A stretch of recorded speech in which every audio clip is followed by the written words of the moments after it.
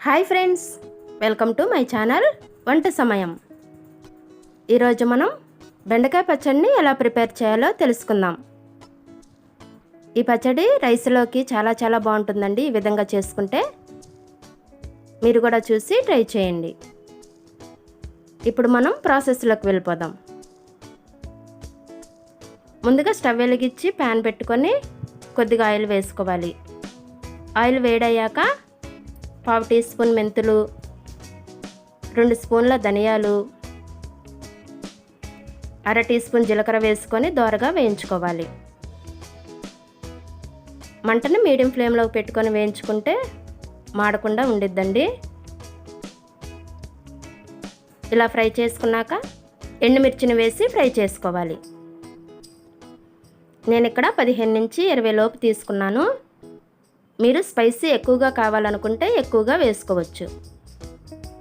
ఇలా వేగేటప్పుడే 2 రెమ్మల కరివేపాకు వేసుకొని ఫ్రై చేసుకోవాలి. కరివేపాకు వేయటం వలన టేస్ట్ బాగుంటుంది, అలాగే ఫ్లేవర్ కూడా చాలా బాగుంటుంది. వేగిపోయాయి కదా, ఇప్పుడు వాటన్నిటిని ప్లేట్లోకి తీసుకొని చల్లారనివ్వాలి. అదే ప్యాన్లో కొద్దిగా ఆయిల్ వేసుకొని ఆయిల్ వేడయ్యాక బెండకాయ ముక్కలను వేసుకొని ఫ్రై చేసుకోవాలి. నేను ఇక్కడ 100 గ్రాముల బెండకాయ ముక్కలను తీసుకున్నాను. మీరు పచ్చడి ఎక్కువగా కావాలనుకుంటే ఎక్కువగా వేసుకోవచ్చు. ఆ బెండకాయ ముక్కలు ఒక 5 నిమిషాల పాటు ఫ్రై చేసుకోవాలి. 5 నిమిషాల తర్వాత టమాటా ముక్కలు వేసుకొని ఫ్రై చేసుకోవాలి. నేను 2 టమాటాలను తీసుకున్నానండి. పెద్ద టమాటాలను తీసుకున్నాను. చిన్నవైతే 3 లేదా 4 వేసుకోవచ్చు. ఇప్పుడు వాటిని కలుపుకున్నాక కొద్దిగా పసుపు, కొద్దిగా ఉప్పు వేసుకొని కలుపుకోవాలి. ఇప్పుడు మూత పెట్టుకొని టమాటా ముక్కలు మగ్గేంత వరకు ఉడికించుకోవాలి. ఇలా మధ్యలో చూసుకుంటూ కలుపుకుంటూ ఉంటే మాడకుండా ఉండిద్దండి.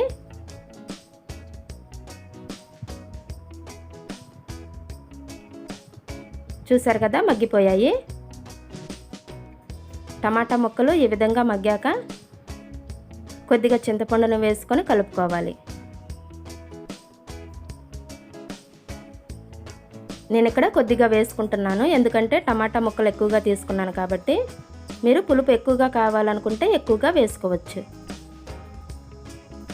ఇప్పుడు స్టవ్ ఆఫ్ చేసుకొని వాటిని చల్లారనివ్వాలి. ఇప్పుడు ఒక మిక్సీ జార్ తీసుకొని ముందుగా వేయించుకున్న ఎండుమిర్చిని వేసుకోవాలి. ఇప్పుడు రుచికి సరిపడా సాల్ట్ వేసుకొని ఎల్లుల్లిపాయ రెమ్మలు వేసుకొని బరకగా మిక్సీ పట్టుకోవాలి. సాల్ట్ని చూసి వేసుకోవాలండి, ఎందుకంటే బెండకాయ ముక్కల్లో వేసుకున్నాం కదా ముందుగా. చూసారు కదా, ఈ విధంగా పట్టుకోవాలి. ఇప్పుడు బెండకాయ ముక్కలు, టమాటా ముక్కలను కూడా వేసుకొని వాటిని కూడా కచ్చాపచ్చాగా పట్టుకోవాలి. రైస్లో వేసుకునే పచ్చళ్ళు ఎప్పుడైనా సరే మెత్తగా పట్టకూడదండి, కచ్చాపచ్చాగా పట్టుకుంటే టేస్ట్ బాగుంటుంది.